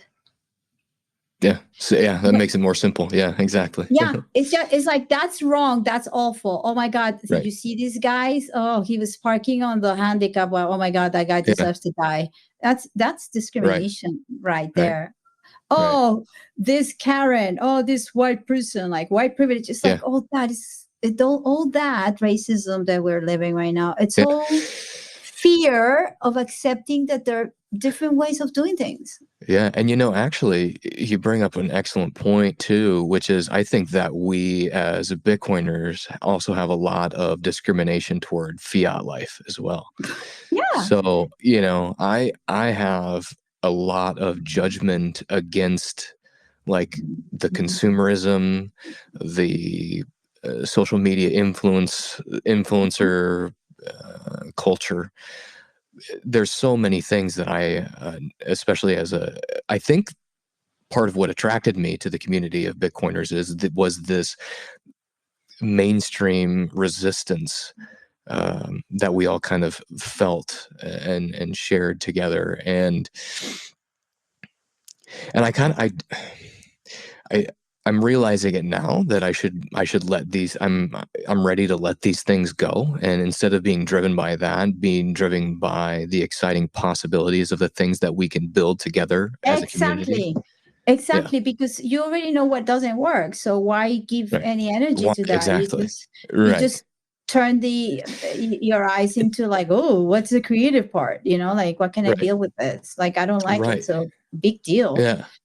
Like it's funny because that's very much from your generation. It's like I always see a lot of millennials, not all of them, but struggling. That will be a word that you use. Struggling with like, oh, social media. Oh my God, I hate doing that. So don't do it. Just if you don't flow with that, Mm-hmm. don't stress it. Don't do it. But Mm-hmm. here's the thing. You grew up in that moment where you were told that fiat was going to be the way. But then as you grew up and you went through the whole 2008 and, people are like, what's wrong here? And then you realize that there was no food left in the party. And, Yeah. and Yeah. and then it's like, okay, we're going to do this. And got Bitcoin arrive. And so everybody's creating more stuff. So yeah, judging, I'm actually not judgmental, and this is the joke. I had to learn to be more discerning because I was very, very like, oh, I don't care. People step all over me. Ah, I don't care. Like I was never doing that. I had to learn to put boundaries. That's been my Yeah. lesson. And I Yeah. learned that through going back to Gabor. It was through his teachings that I learned how to like connect to my needs and connect to, sometimes I have to say no, especially with energy that I don't want to have around, because I will attract, you always attract the best situations where you're going to learn. So your Yes. children Mm-hmm. are the way you're going to learn a lot. Oh man. Oh So man. It is the most like mentally and emotionally taxing thing I've ever done, but it's incredible. so what, give me a trigger. What triggers you with them? Like, I mean, they're tiny. Yeah. What Yeah. would be one trigger? I would say the biggest one right now is my 4-year-old son. He is constantly picking on his little 2-year-old sister. Oh. And so I'm always like, if I'm like making lunch or doing something around the house, cleaning up a mess or something, and or feeding the baby, right? Because I got a 3-month-old baby, so my hands are literally just tied up. I Mhm. can't do anything but sit and feed the baby, and yet he's over here or upstairs, and I can hear his sister wailing because he's either pushed her over or he's like tackled her or something. And it's just like all day long I'm saying, leave your sister alone, leave your sister alone. And I get so frustrated and mad because I feel like I have to keep her safe. I feel like she's getting upset. He keeps, bothering her, hurting her. Uh, I have to step in, and he's not listening. Yeah, I guess I'll leave it at there because I have another thing that I wanted to add, but I wanted to answer your question first. Yeah, the what I see is this is like, okay, 4 years. I mean, it's challenging for them not to pick on somebody else. I mean, this is like that, but Right. making things into games and speaking to them from like a very like curious point, not why are you doing that, but like why don't we play this other game? Like if you Mm-hmm. invite them to games, then Mm-hmm. they can actually start seeing things differently. Because if they feel, and this is why I want you to see the movie of Gabor, they feel everything. So let's say that you're frustrated already. You're Yeah. frustrated. He's he's reacting to your frustration, and that's what is Right. triggering you, Right. because Right. he can sense something's wrong. He sense it, Yeah. and And that's this why. is what, sorry, this is Yeah, what go I ahead. swear I've been telling people. I swear he is trying to make me more angry. Like he looks at me and continues to do the thing that he knows is Oh. upsetting me. Yeah. Yeah. But then you can do two things. So I'm going to give you an example that I do. I live in this building, 1960s, whatever, here in Miami Beach. And so it's well built, Hmm. like concrete and everything. But, hey, neighbors, one of them have a child that is 2 years old, and he cries and he cries. And then he loves music and he screams and everything. And I'm trying to be kind because it just drives me nuts. So I tried, they moved like a year ago, and I'm like, okay. And I went to talk to the parents and say what's going on, because I thought, oh my God, like, are you guys okay? I I wanted to say like, I can't sleep, but do I have to suffer? So I tried the nice way. They were nice for a while, and then they couldn't contain. I mean, this kid is a tyrant, so they couldn't Mm. contain it. And I arrived to a point that I was asking them. This is a funny story. I asked the guy, the father, for his phone number, and I wrote it down like whatever. It was a generic name, John, Chris, Peter, whatever. And I wrote it on my phone, but I didn't put like a reference. I didn't know neighbor, whatever. So they started making a lot of noise, and then I was texting this person. Oh my God, I hope Louis, that's the name of the kid. I hope Louis is okay, this and that. And never had a response. And at one point, it's like, they're ignoring me. You see the things that we make in our head. So I went one day and I wrote a text so mean. It's like, I'm gonna kill you. And I started banging the walls and everything. And then this other person, I'm not that person. I think you have the wrong number. And I was like, fuck me. I couldn't believe it. I was like leaving mean stuff with the wrong person. Obviously, this person was not like, then I realized who he was. And I was like, oh my God, I'm so sorry. He was like, I thought you went nuts. So then one day I was desperate, and I found like on YouTube, like the noise of kids screaming, because this guy screams like, oh, like it's crazy, right? He's a very, I actually like him because he shows his emotions, but way too much for me. So I put my speakers outside near the window where they are, and I play these like insane screams.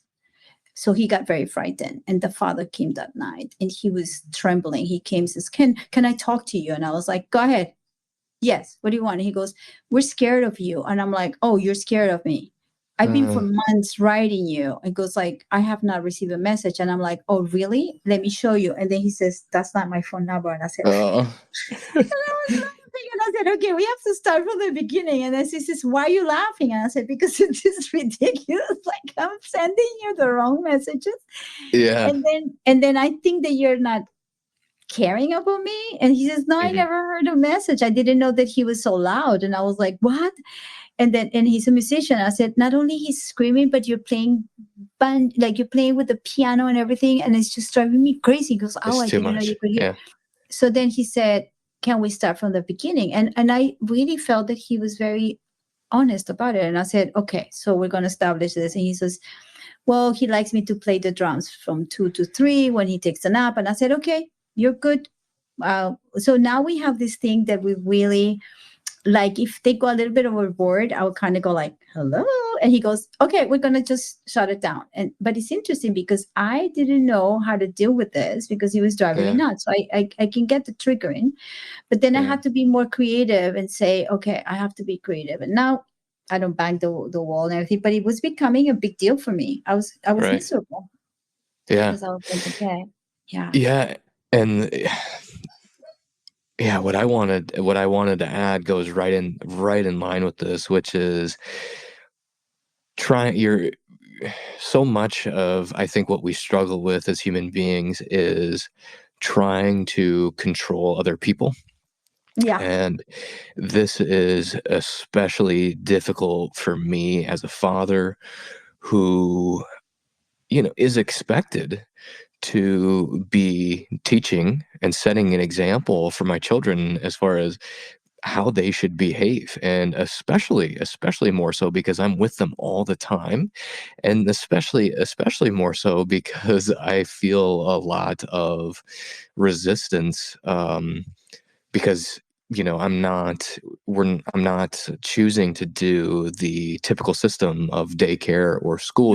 This is really kind of, my wife, she's supportive, but I think she's really, I can feel she's very, very skeptical.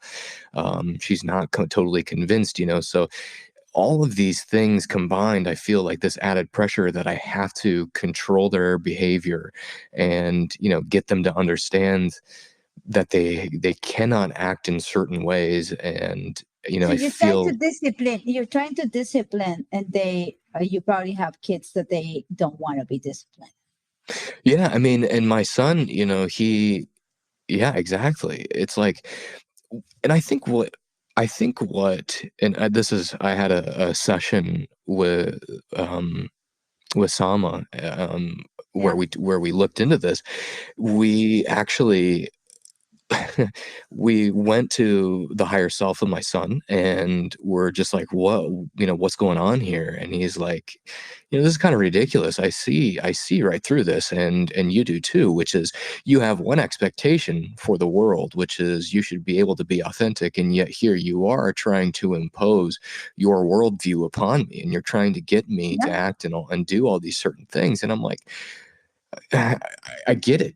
I totally understand the hypocrisy of this, but at the same time, but don't judge it, because see, you're saying already a word that is very heavy. Hypocrisy. Yeah, no, it's not hypocrisy. It's like, let's say that you define the world with a discipline, which is important for you. Now let's look at the root of the word discipline. It comes from disciple. So when you think of old times when you had real teachers, that they were loving, open, the disciples are always looking up to the master. So the way you're showing up to be the master to your children is rigid. He's not going to learn anything from your rigidity. If you open your heart and you just say, talk to him, maybe one day say, hey buddy, I have a business talk to you. It's like, if you open your heart and you tell him how important for you there's certain things are, like say, daddy likes to have the dishes clean, and maybe you don't bang the table. Can we have a negotiation? Just talk to him. What is it that you want? And I can give you that. So it's more like a business thing. Business. Yeah, for sure. You and then he will start understanding with some, I don't know, he's 4 years old. He's very young. What month was he born? May. Oh, so he's a Gemini. Forget about it. Is he at the end of May? Is he at the end of May? Yeah. Oh, no. He's a Gemini. Forget it. He got, no. He's there to just, okay, I'm going to describe what a Gemini is. A Gemini is a little bird that is on one branch of the tree. And then by the time that he realizes that he's there, he's already flying to the other. So he's going to change. He's curious. So give him all the space for him to be curious. If you're not letting, my brother's a Gemini, and that was a joke of my family, because he was, there's this story about my brother. He's older than me, and the school where we were going to when we were very, very, very young was 3 blocks away. My brother, I will leave and come back like that. Like my brother will leave, and then we didn't, I will come back, and my mom was like, where's your brother? And I said, I don't know. But did you live together? Yeah. And I said, well, so one day my father and my mother kind of went behind him, and he will be so distracted, talk to the dogs, pick up dogs, ring the bell of a neighbor, the bird. And my mom is like, all right, we lost him. He's lost. But he was not lost right now. I speak to him a lot, and he's one of the most intelligent human beings, and he just needed that curiosity to. Oh my gosh. It's like you're describing my son there. And this is part of the reason why I know that's the right decision, to remove him from the 4 walls and the fenced-in playground of daycare.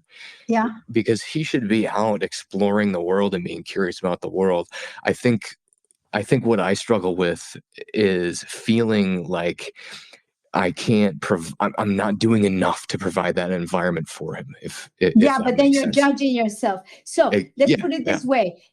Is he curious about things? Well, maybe give him books so he can read or listen to things. He's giving a very big, I don't know, like those thick books with the images. So he will be there the whole day exploring. And for him, and this is the biggest struggle, I think, because it's winter and so it's cold. But he just wants to be outside. If he could be outside, just running around in the trees, splashing in the water. Yeah, I can see him totally. Yeah, that is 100% what he would do all day long. And the struggle is the other two. Well, my daughter, I think I'm not sure yet. She's still coming into her personality and showing us that more and more as she becomes two, Mhm. but both the babies. So just from a practicality standpoint, it's hard to have the two babies and him, walking around in the woods and being like, Yeah, yeah, yeah. But keeping up with maybe, him. But well, I'm not going to tell you how to be a father, but maybe giving some sure. time for himself with you and him and not the rest. Yeah, and in fact, we did that this morning. My wife is on like a part-time maternity leave now, so Mhm. today she had the morning off, and I could tell he was really really pent up. So I was like, well, let's just get outside. So we're gonna get Yeah. outside, and as we did, just like you said, we were passing a creek, and he's got distracted. He's like, hey, should I go walk across that log across the river? And I was like, Uh-huh. you know what? Yeah, Yeah, whatever. no, that's what he I wants. So let him yeah. guide you with his curious mind because he's probably Yeah. very curious. And so you will let Ugh, him he's be. always been that way. Yeah. Ah, beautiful. I love Gemini. They're the craziest. They're, Yeah. yeah, He they're has. He's got so much to teach me, and I just wish I could be awake for him all the time, because it's so. But you are I, already because this frustration is actually giving you some light. You see, frustrations and triggers are the most biggest gifts that we have because this is where the right. attention should be. So right now you're being frustrated. Now you're going to say, okay, I'm going to focus on this. Hmm. And Yeah. that's when you do Yeah. the shadow work. Yes, and this is the shadow work exactly, and I say this in a lot of podcast conversations is the beauty of all of this is that the universe, the thing that we all roll up into, the ocean that we all roll up into as sentient beings, has designed itself to continue to evolve. So it's like, you get a cut on your finger, and you don't look at it all day long and press it together watching it waiting for it to get better. No, you wipe off the blood and you let it heal itself.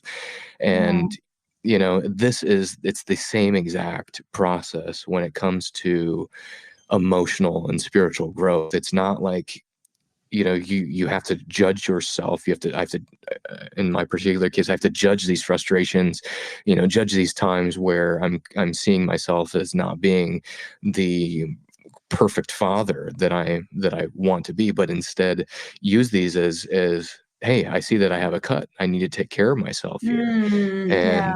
I take care of it, and I get my being in the best position as possible to allow that to heal, and it just goes away. I don't have to do anything. I just have to take care of myself, and let it heal. Yeah, and right now with the transits it's all in the sixth house, which is still like very much about judgment. So there's a softening. It's an opportunity for you to soften, dissolve Yeah. all this like harshness, Yeah. and Yeah. and become more gentle with the day-to-day things. Like whether, like for instance, you're doing the chores of the house, and so you want help. Make him your best assistant. Make him be your friend. Make him Hmm. be your friend. Put him Yes. on a stool and say, "Let's splash everything." Yeah. Yeah. I will be back to being a boy Right. with him and being like have him as a friend. Obviously, you're gonna show him that there are correct ways of doing, but you don't have to be firm and limiting. You want to Ugh, be yeah. loving and playful, so he will remember those years. And believe me, when we're little, and I really want you to watch the film of Gabor, because basically what he says is like, we need to reconnect to those moments in time when we were with our parents, very tiny, and they did not provide our needs because they were disconnected, but because whatever. So he's Yeah. probably sensing all like the frustration or whatever you have right now, and he's acting upon it, or maybe he's just saying, "Hey, this is the way I am." And take me and let me be authentic. So yeah, watch the Right. film. He talks about, like, it's called trauma, and trauma in Greek means a wound. So we're all Mm-hmm. wounded. It's not a bad thing, but we're all wounded. Mm-hmm. So the whole idea right now, and the awakening is to reconnect. Sorry, reconnect Yeah. to the emotional part of ourselves that it was left behind. when we were little for whatever reason. And so when you reconnect to that, you start allowing yourself to be authentic, and you start showing up for who you are, and you're not trying to make the world perfect, because the world is not perfect. It will never be. It's fun. Right. It doesn't exist. Yeah. No, that's why I read you that thing. It's like there's no such a thing as perfection. Right. Because it already is, right? It already is. So it is the way to be. So you surrender to that, and then you go, okay. Because the thing is this is causing you pain is because you're resisting. So you're wasting so much energy. It's tiring to be like that. So you just go, okay, I'm just going to have fun. So it's like you got to relearn to be a little boy again. Goofy. Yeah. Goofy. Just, I don't know how goofy can you be? Like, you don't have to be that serious. Yeah. Yeah. And you know, when I was a kid too, I was extremely goofy, extremely silly. And that was one thing that really excited me about having kids, was because I've always loved kids, because, you know, when you're at a family function or you're at the playground, I don't know, you come across a kid for a short period of time, you can be silly with them. I always felt I could be silly with them. And then, you know, as soon as I became a dad, and I started realizing, you know, what happened is I started seeing the way that my son began to receive the world around him, and I didn't want him to feel that pain. I didn't want him to feel the pain of someone rejecting him because he wasn't behaving a certain way, or because he was being rude, or like he was, you know, going to hurt somebody. Doing something that wasn't just like socially acceptable. And that's kind of where it started. And it's like, okay, now I can't just be goofy with this child all the time, because now he sees, now he wants to be this goofy kid all the time. And so he's getting like some resistance from other people, from older people. They're confused that he's just being silly. And now I have to like teach him some boundaries. And so that's interesting that you this conversation brought that up, because I don't think I'd really been able to form that concept before.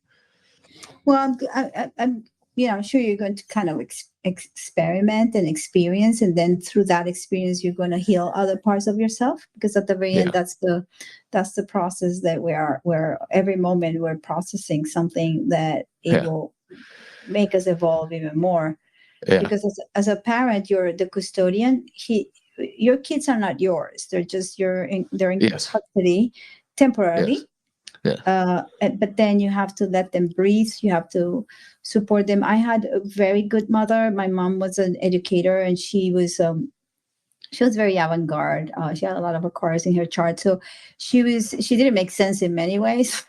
But then in the parts that she did, it was she taught us to always be responsible for our own freedom and our own happiness. So she always said to me, if you want to be happy, you have to make sure that you become accountable of your deeds. And that was like hard on me when I was growing up, because sometimes I was like, I don't know if I should do this, Mom. And she would say, think about it, write it down. Like, I'll come and say it, but I won't tell you what to do. I already gave you the principles. I was given very big principles. So again, going back to principles, your chart in the human design, the 49, is all about principles. And that's why you are so harsh, because when the needs of the collective are not met, you're there to say, hey, this is not good.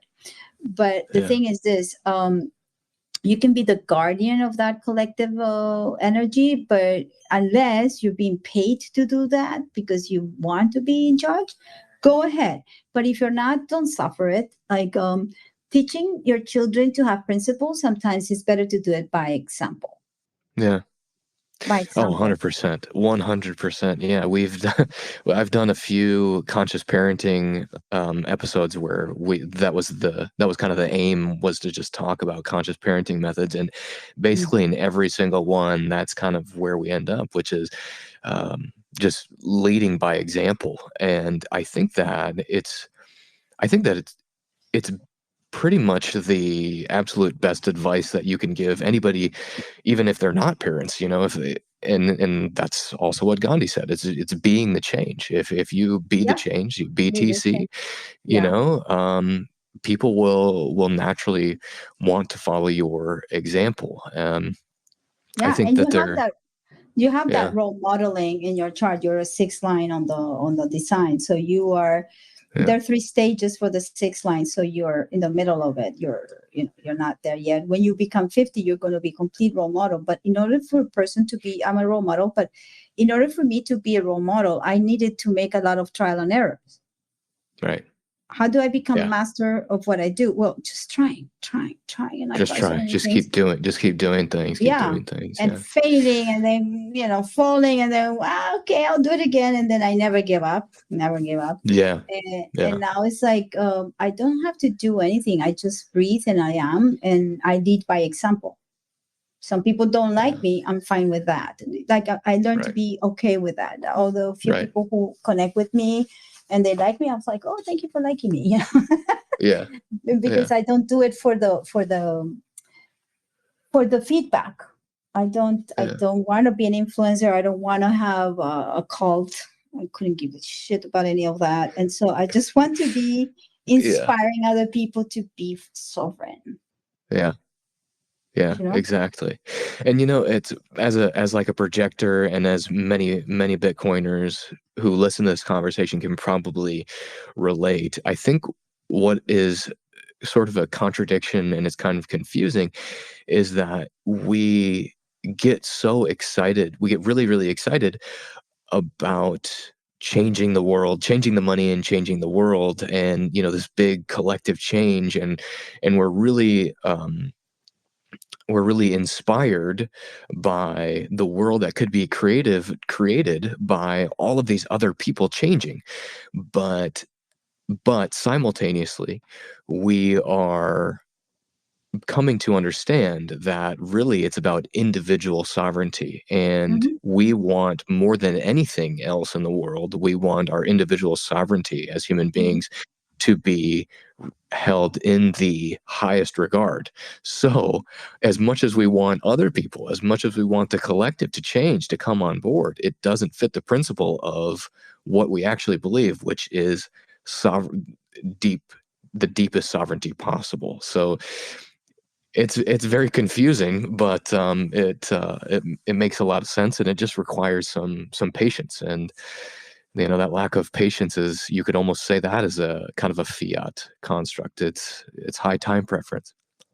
Yeah, absolutely. You want the results right now, and the interesting thing is you're tapping into something really interesting, because this is the era that we just entered with Pluto and Aquarius, and again, everything is worked here with polarities. So the polarity of Aquarius is Leo. In Leo, it's about being appreciated and being validated, but not by others, but by oneself. So it's this child that wants to be seen by her, like your child that wants to be seen by you, and he's Yeah, going to do, or somebody else is going to do the goofy part.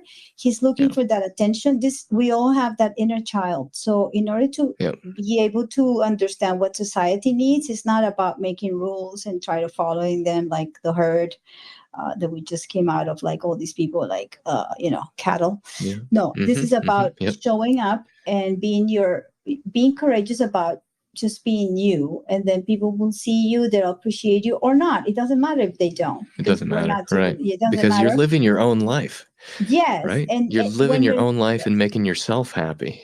yes, and when you do that, then some people will connect to your wavelength, because we're all there to be seen and heard and appreciated. But this doesn't come from the outside, and I think that that's the the main difference between validation and recognition, is that we have, unfortunately, in the last 15 years, confused, especially with social media, we have confused the attention that we get from a like, or real, one of those stupid things in social media, like people just liking you, or following you. I mean, it's just so Yeah. ridiculous.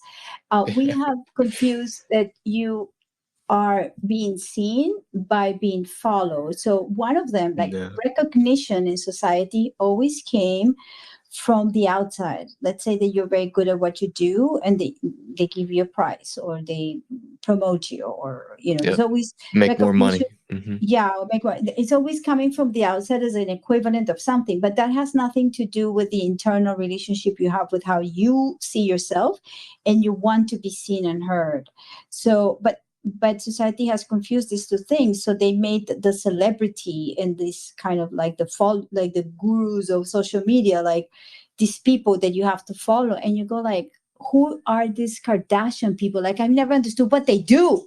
And I'm like, Yep. why, what do they do? And I remember a movie that I saw not long ago, well, it was probably 10 years ago, about Margaret Thatcher. Remember, she used to be the prime minister Prime minister. of the UK. Yeah, she says a line, I mean, it was in the movie, I don't know if she said, it's just like, I don't understand why people care more for the people who don't do anything, but they don't care for the people who are serving. Like, when you are of service and you are doing a public service, or you are giving something to society, you're being of service. But some other people just are given the power or whatever just because they're doing something. So it's very complex, because when you find out that you can be a vessel of service in the world, and the best way that you can serve is by being yourself.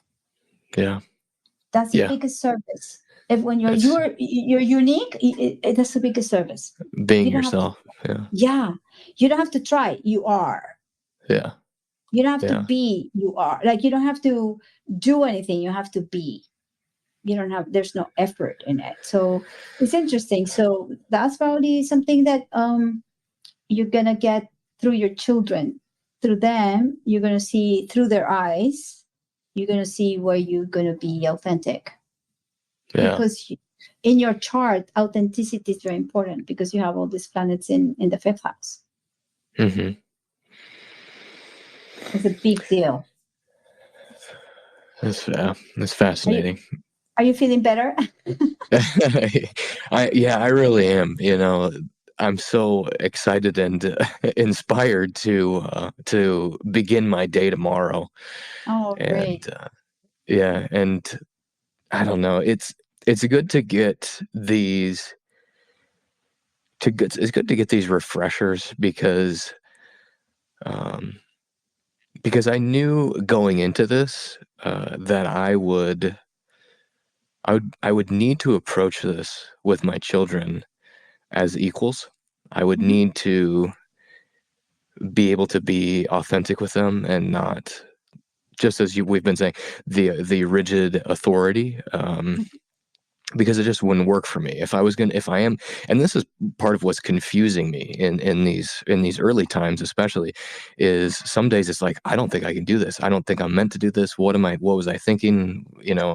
And then other days it's so fulfilling. It's like, this was great. This was amazing. I finally found something, that I absolutely love doing, and I get to be with my kids. This is just the best, and I think maybe where I'm getting confused, because I remember reading this in my human design.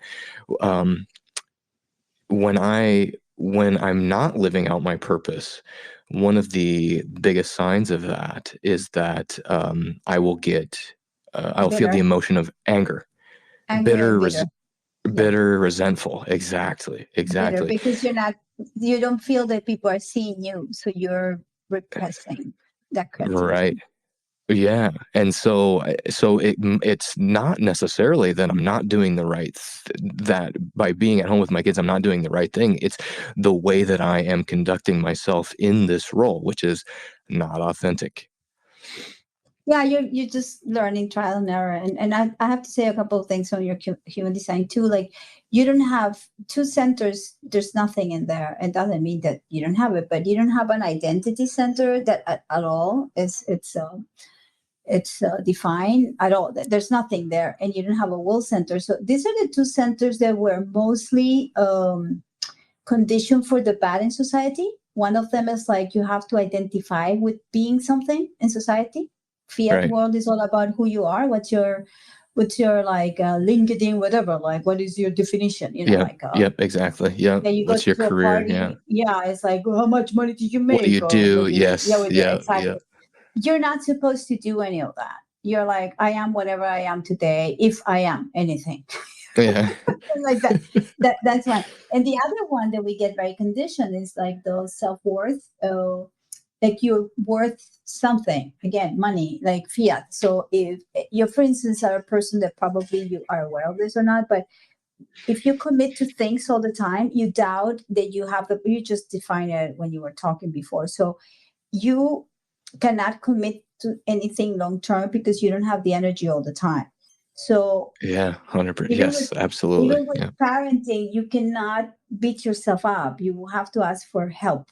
You will have to, Yes. either is your children going to help you, or your spouse is going to help you, or you're going to help yourself, but not beating yourself up, because Right. you're basically racing against the conditioning of that you have to be someone, and you have to Yeah. be fulfilling your word.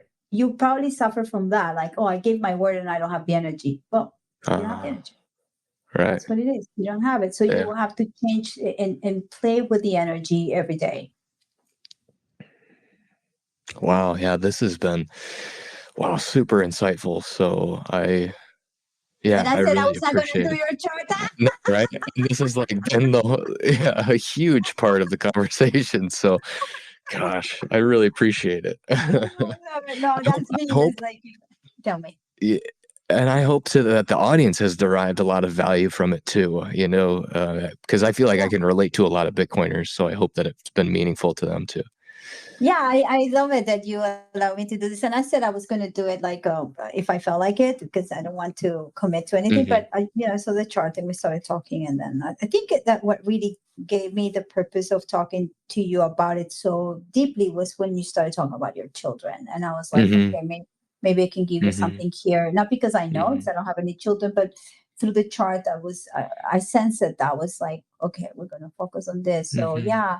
And I love doing these readings. I love this is one of the ways I serve best in my life, is to, Hmm. and I don't, and this is interesting thing, and I really love it. I don't depend on readings, so I don't have to do this as like to make a living. Yeah. Um, and obviously I charge and everything, but it's not what I do. So this is not something like, oh my God, I have another reading. No, I'm an Hmm. artist, and I that's how I make my living, and I love how I make art. I do public art, so I love to do that. But a fraction of the time, I love to support people with the readings, because I think I have a talent with this, and I have Yeah. the Oh, for willingness sure. to support people emotionally, because I connect with you emotionally. We don't know each other, but we just connected at another level, right? Hmm. So Yeah. this is why I love doing this a lot, a lot. It's just a gift that it was given to me, and or I kind of tap into it, and I was like, okay, I'm gonna serve. One of the ways is doing this. So I appreciate that you gave me, your data, that I can actually experience this and be of of service. Oh man, yeah. Yeah, so it's felt both directions then. Yeah, it's been very, very insightful, and it'll be a great resource for even for me to refer back to when I need it. So super happy for that. So how can people get in touch with you if they want to have a reading done, or if they want to get your book? Yeah, so I'm going to give you like a easy link that everything is there, because I write on Perfect. Substack, and it's Monika Bravo with a K .blog. That will lead you to my writings. I write every week. I have subscribers, and but then you can see on the top like my art, and you can see my readings. You can buy my book. You can see all the other podcasts that I appear. Eventually, you're going to give me this link, so I put it here. Yeah. And yeah, I'm a polymath, meaning that I'm very interested in many things, but at the same time, I like to focus on connection. Mm. So for me, this little like meeting that I had is not little. Like, I mean, like this beautiful moment is very important for me, and this is one of the things that makes my day when I can Hmm. be of service like this. So thank you so much again. Yeah, yeah, yeah. Awesome. Okay. Well, if there's nothing else, is there anything else you'd like to add, I guess? Yeah, the times that we're living, we shouldn't be afraid, but we were all born for this. We need to have a Yeah. lot of courage, and we need to know that a lot of people are not going to make it, because not because there's a bad thing happening. It's just the way things are. So if you are in fear, I've been writing a lot these days about how important it is to have our instincts and to have a deep connection to what we came here and have that sense of service. And if you have fear, just confront it with your heart, because we are living a very important time in history. We are evolving, and this year is going to be symbolic. It's going to be even bigger than 2020. But it's not to fear, but just make sure that you don't believe everything you see. You question, don't trust, verify. We know that. But also trust your heart and trust your body. Everything I need is in my body. That's the heart of my book. So you got to trust your body, and that's it. But yeah, we're going to see shaky stuff. And last but not least, for Bitcoin, is going to be really great year, but, and this is very important, we cannot forget that Bitcoin alone is nothing. We put the energy to Bitcoin. We have to make our own actions. That's right. Even the price, everything changes depending on how we are supporting the network. So if people remember that, then we can make of Bitcoin or our lives the best through it. It's just a tool. It's a state of consciousness. So that's what I think is important to always remember. Yeah. I mean, and all Bitcoiners know it. As we went down the Bitcoin rabbit hole, we all asked the question, "What is money?" And we all know that it's basically just a belief system. It's consciousness, and what we're changing here is we're changing to a better form of money that represents a better future. And we also have to be the better people who are prepared to step into that better future. So yeah, I think that's some great advice. It's a great to be together. I love Bitcoiners. It's like my family without even, no, it's just immediate. And it's recognizing in each other the potential that we have to evolve. That's why I'm so grateful, because I have yet to meet an awful Bitcoiner. I really haven't. They're all fantastic people in every form. So thank you. Yeah, for sure. Yeah, thank you. Thanks for coming on. And I guess we'll just hang up instead of ending the recording. Sometimes I end the recording and then just say, give another thank you, but we'll just end it here, and I'll let you know when the recording gets posted, and be sure to tag you. Do you have a Nostr? And I know you have an X account, right? I have X, Nostr, Instagram. I do the whole thing. I like to shit post a lot. So hey, shit posting. I appreciate shit posting a lot. Because actually, from a higher standpoint, there is no intention other than to just communicate, to share, to make people laugh. Yeah. I know. So and I do, for instance, Instagram, I have like people just like, what are you doing there? And I don't use the word orange pill. I have educated people on Bitcoin and Instagram in a way that is fantastic, because I'm very thoughtful what I write, but I'm controversial. I'm like pushing it. People come and say, but is all that? And I said, do you want to learn more? And then so I teach people. I actually have them sign up to my study groups, because I like to. I don't like just let me show you. No, it's really learning. But it's because of the way I've been talking and social media. So I have, and in each one of them, I have like a different personality. But my scope is really to open up and be that bridge. So, for instance, in Nostr, I'm sharing more spiritual stuff, and in Instagram, it's more like, oh, let's talk about money. Gotcha. It's that bridge. Yes. Yeah. You're meeting the audience kind of where they are too. So. Yeah. Absolutely, 100%. So I'll send you all the information, and then and stay in touch. And thank you again. Thank you. Yeah, I really appreciate your time. We went for over 2 hours, so I know, thank you so much for your time. And tomorrow when you see your boy, just laugh. Yes, I will. Okay. I will. Thank you so much. Take care. Good night. All right. Yeah. Good night. Bye-bye.